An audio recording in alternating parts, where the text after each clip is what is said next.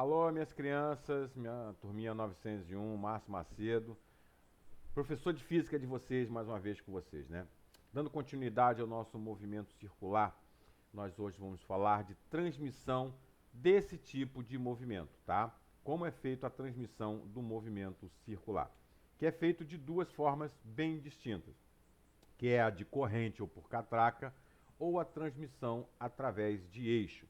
Então, essa semana nós vamos estudar esses dois tipos de movimento e ver quais são as suas interferências e as suas maneiras de se comportarem.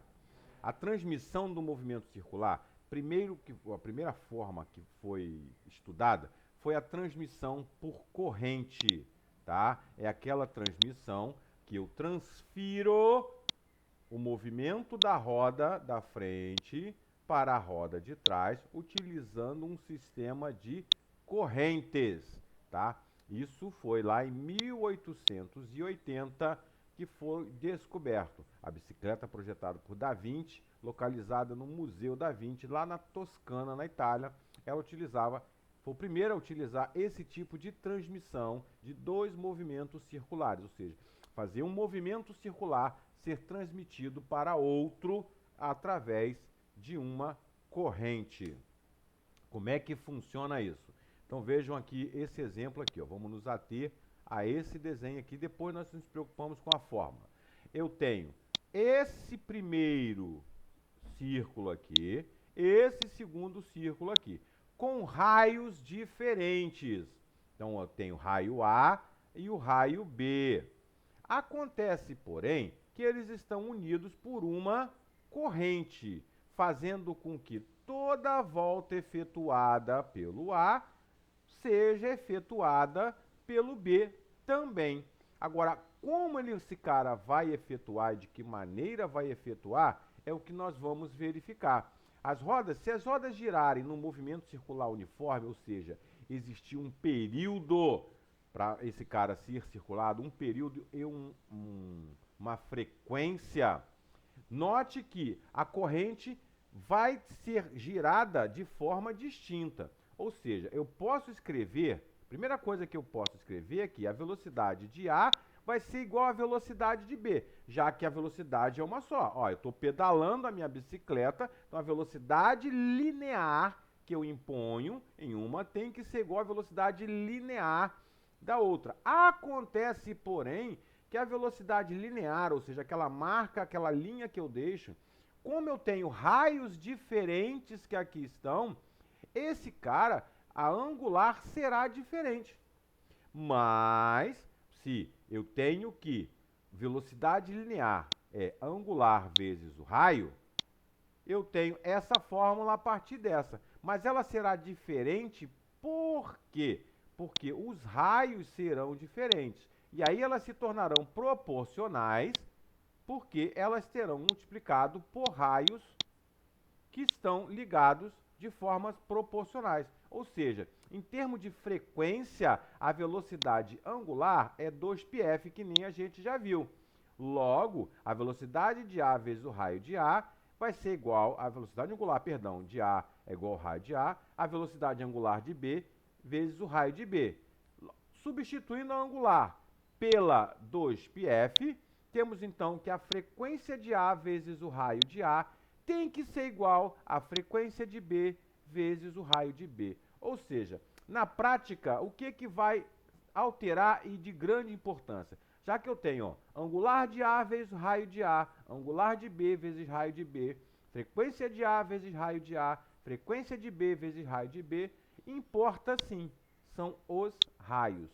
Esses caras aqui é que vão definir a quantidade de voltas que, por exemplo, o B vai ter que dar para se igualar a uma volta completa de A. É assim que funciona dessa maneira. Já a transmissão de eixo, que é essa que aqui está, não é mais a corrente. Esse cara tem uma coisa muito incomum. Por exemplo, vamos marcar aqui, ó, esse ponto aqui, ó, bem aqui em cima, aqui e aqui. Se eu girar esse eixo, veja que em qualquer posição que eu tenha, a angular das duas será a mesma. É como se eu pego uma caneta, tá aqui, ó, aqui a caneta, e marco aqui em cima e marco aqui embaixo. Quando eu giro, o ponto que eu girei, gira aqui embaixo certinho, da mesma forma. O ponto que eu marquei aqui, ele vai girar da mesma forma, ou seja, a mesma quantidade, o mesmo ângulo que ele gira em cima, ele gira embaixo. É isso que ocorre na transmissão por eixo. Então, a angular de A é igual à angular de B. Não se altera o valor da angular como lá na transmissão por corrente. Aqui a angular é a mesma. Agora, se eu tenho que esses caras são iguais, então, como a velocidade angular é a linear dividida pelo raio, eu posso ter essa fórmula aqui. Então, ó, linear raio A, linear B, raio B. Essa é a fórmula para eu calcular velocidade desse cara, tá? Também posso substituir por frequência, já que a angular é 2πf, correto? Então, a angular de A vai ser 2πf de A e angular de B, 2πf de B. Logo, a frequência de A será a mesma que a frequência de B.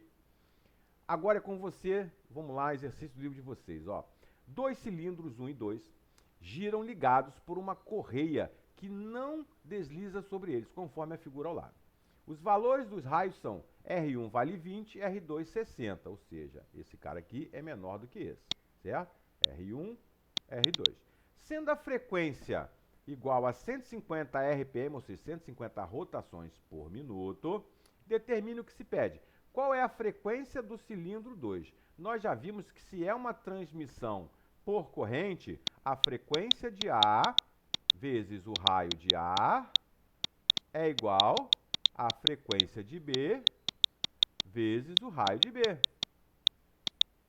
Então, basta substituir. Já que a frequência de A vale 150, 150 vezes 20 dará 5 vezes 2, 30, 300, dividido por 60, já que 60 é o raio de B, ficando a frequência 50 RPMs. Então, a frequência 2 será de 50 RPMs. Agora, qual é a velocidade linear da correia? Velocidade linear é a angular vezes o raio, ou ainda 2πf vezes o raio, tá? Então, a velocidade linear, angular vezes o raio, vezes 2πf, então 2π, que é 360. A frequência é 150, dividido por 60 vezes 0,2, que é quem? 0,2 em metros por segundo. Basta fazer esse cara aqui, ó, raio, frequência, 2π, 150 dividido por 60 vezes 0,2, vai dar π metros por segundo. Porque não, ó, só vai sobrar o π, porque ao fazer esse cara aqui, ó, 150 dividido por 60, 2 vezes 0,2 dá 1. Então, 1π metros por segundo é a velocidade linear. Basta substituir na fórmula que eu faço a conta tranquilamente, certo? Se não entenderam, manda um zapzinho que a gente tenta explicar de novo, tá? Não esqueça, ó. Frequência de A, raio de A, frequência de B, raio de B. A velocidade linear, velocidade, nada mais é do que angular vezes o raio, certo? Ou 2π frequência vezes o raio. Bom, acabei de descobrir o seguinte. Frequência, tem a frequência que vale 150, tem o 2π aqui que esse cara mantém, e aí basta calcular o raio. Como esse cara aqui é em metro, e o raio é 20, por isso ele dá 0,2, tá? Então fica 0,2. Aí é só continha para fazer. 2 vezes 150 vezes 0,2 dividido por 60, que dará 1π metros por segundo. Tá? Caso não tenha esquecido, desculpa, né? 20 centímetros equivale a 0,2 metros. Por isso que está esse 0,2 aqui, tá? Exercício 4 também. Ó, agora eu tenho várias catracas. 3 catracas aqui, ó. A engrenagem A acionada por um motor gira com velocidade angular de 30 radianos por segundo. Então, esse cara A aqui gira, esse cara que aqui está, gira a 30 radianos. Sabendo-se que o raio de B igual ao dobro do raio de A, então RB igual ao dobro do raio de A, e que raio C é 1,5 do raio de A, determina o sentido de rotação desses caras. Bom, se eles giram, se A gira para cá, B vai girar para cá. Certo? Tem que girar ao contrário, já que é dentada. E se ele gira para cá, o que ele está fazendo? C gira para lá, já que ele vai empurrar C para o outro lado. Então, ambas giram no sentido contrário de A. Se esse cara gira para cá, esse cara gira para lá, certo? Tranquilo. Agora, como calcular isso? Como é que eu vou saber qual é a velocidade angular dele? Eu sei que velocidade angular é angular de A, raio de A, angular de B, raio de B. Então, vou lá. Angular de A, raio de A, angular de B, raio de B. Mas ele diz que o raio de B vale 2 raios de A. Então, substituo aqui, ó. E aí, ó, cancelo raio de A com raio de A, ficando 30 dividido por 2, 15 radianos. Então, angular de B vale 15 radianos. Da mesma forma, angular de A, raio de A, angular de C, raio de C. O raio de C vale 1,5 raio de A. Substituo aqui, cancelo, 30 dividido por 1,5 dará 20 radianos por segundo.